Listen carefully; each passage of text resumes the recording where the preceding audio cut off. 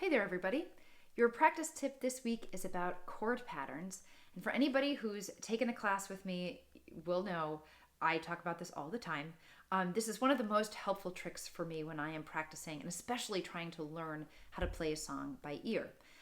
Chord patterns have to do with the repetition of certain chords in the verse of a song, the chorus of a song, sometimes just all throughout the song. There's one very specific pattern that repeats over and over again. And I find it really important to look for those patterns so that we can kind of get out of the nitty-gritty of looking chord to chord to chord to chord through the song and see the bigger picture and see that oftentimes we just kind of have these, I call them buckets, that we're kind of going back and forth between. Oftentimes there's a particular pattern for the verse and there's a pattern for the chorus, and you're just going back and forth between the two.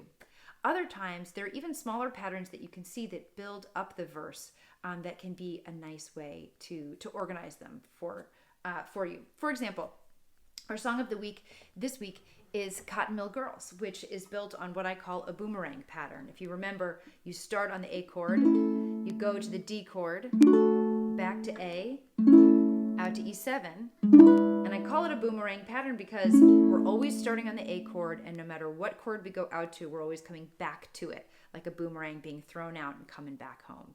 That's a really, it's just so nice when a song is just that one pattern throughout the entire thing. Enjoy that while it lasts, because that doesn't always happen. We've also had When the Saints Go Marching In, for example. Now that one's a little bit more complicated. There you've got the same pattern for each verse, but there are different patterns within it. If you remember, that's in the key of G, and we start off with that G chord. We have what I call a leading pattern, where you're holding on to that one chord through to the end of a particular phrase before you switch to D7 at the end of the line, right? That's the part that goes, oh, when the saints go marching in, oh, when the saints go marching in. That's half the verse right there, is just holding on to that G until you get to the end of that phrase, saints go marching in. Then there's a little circle that comes up. Oh, I want to be in that number. So those are 4 chords in a row you just have to remember. However, it's a very common pattern.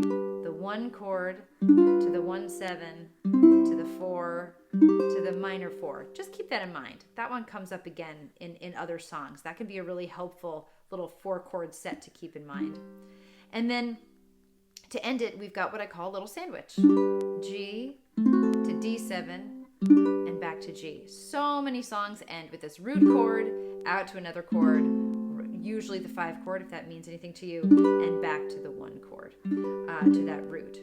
So you've got kind of 3 patterns within that one verse, but it repeats the same way over and over again.